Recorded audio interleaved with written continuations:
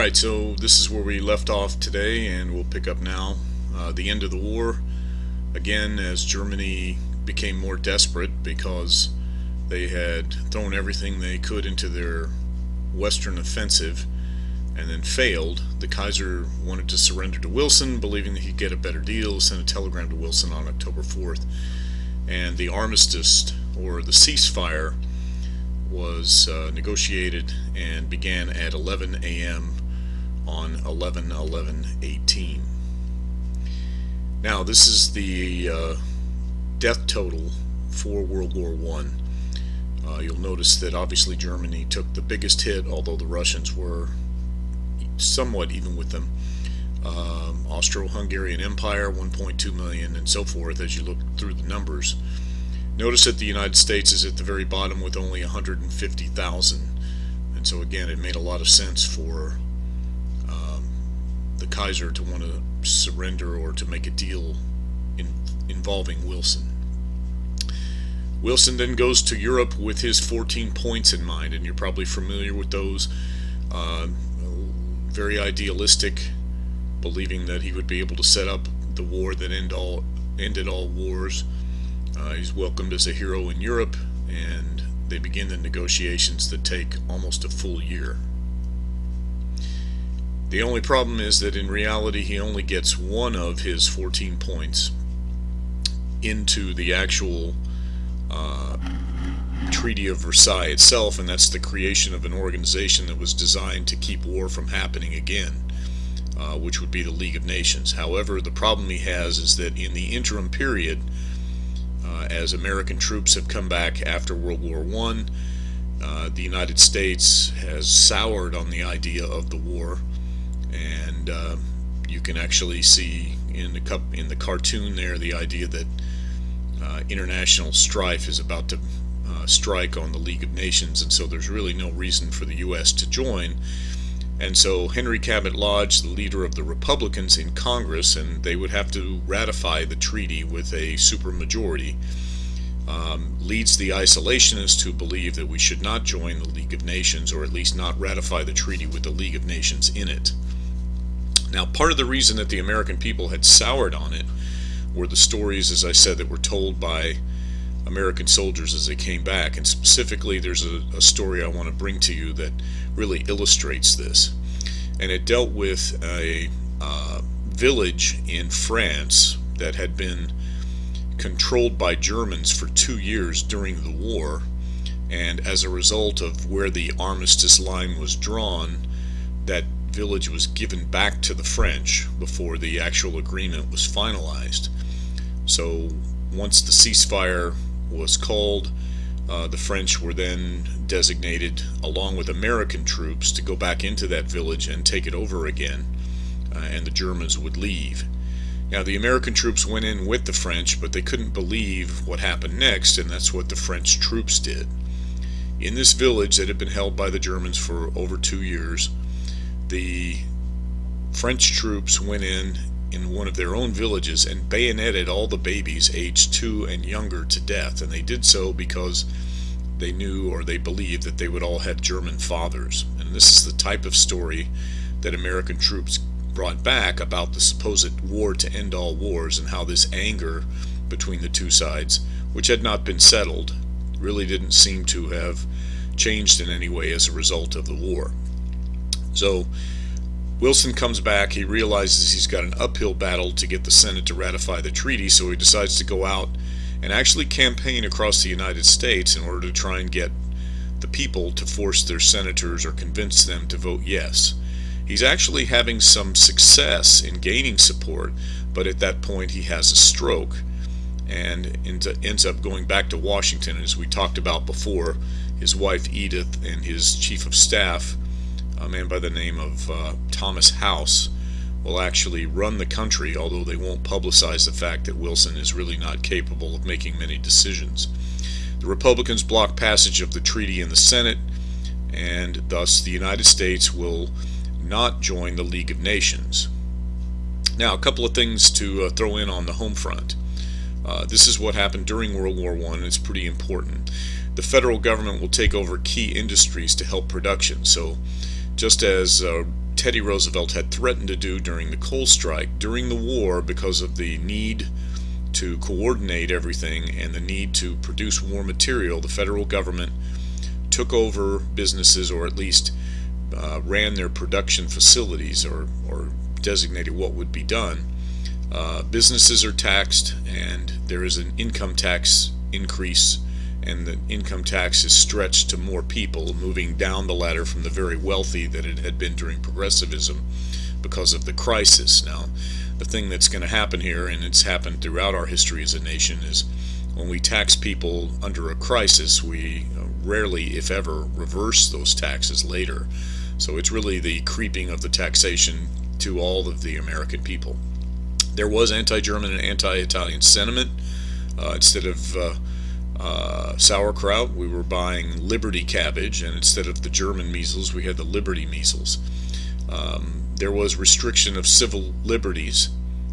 By the way, there was a lot more to the anti-German and anti-Italian sentiment than just name changes. There was quite a bit of anger at both Italian and German immigrants during World War I, although many of them actually fought for the United States. Another thing that happened was, in a time of war, the United States will often restrict liberties. We've talked about this in the Patriot Act. We saw it back in the Alien and Sedition Acts during as far back as the Quasi-War at the very beginning of the nation. And what happened during World War I was that there was a committee that was formed to create propaganda called the Creel Committee in Congress. They passed, and Congress passed, and Wilson signed the 1917 Espionage Act, stating that anybody who attempts to interfere with the draft or engage in any kind of disloyalty can be jailed, and a Sedition Act, which penalized anyone abusing the government in writing. And this sounds very similar to the Sedition Act all the way back to the Alien and Sedition Acts that were passed by the Federalists. And then finally, something that really popped up after the war, but really kind of illustrated how the country felt. In the late 20s and into the 30s, there was a committee run by a senator by the name of Nye in Congress. And that committee looked into the question of exactly why the United States had gotten into World War I. Obviously, it wasn't the war to end all wars, and it wasn't the war to save democracy. So this committee looked into it, and what they ultimately came up with was the idea that the reason that we had fought the war was to make profit for the munitions or the armament industry, the people who sold the products that were used in warfare and how much money they had made. It's interesting because this is later called the military-industrial complex, when actually, of all people, President Dwight Eisenhower steps down from office. He will warn about that, and there are those who believed during the Vietnam War that the war itself was created just for the profit of munitions and military businesses. It's one of the things that anytime there is a war in the United States, or has been up to this point, is always a consideration, and that is that the people who make the products make a lot of money off of what in essence is the business of death.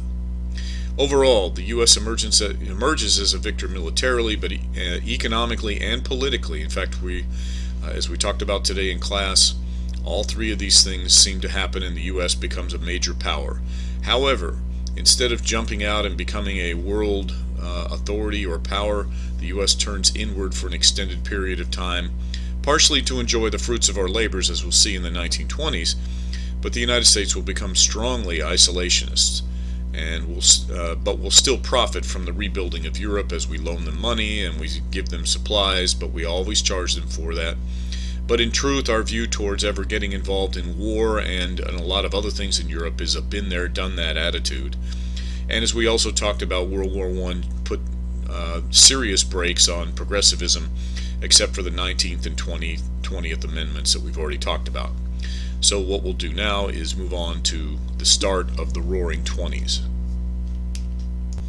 Alright, we're going to move into the Roaring Twenties, the stock market crash, the Depression, and of course the New Deal, which is there to help fix it.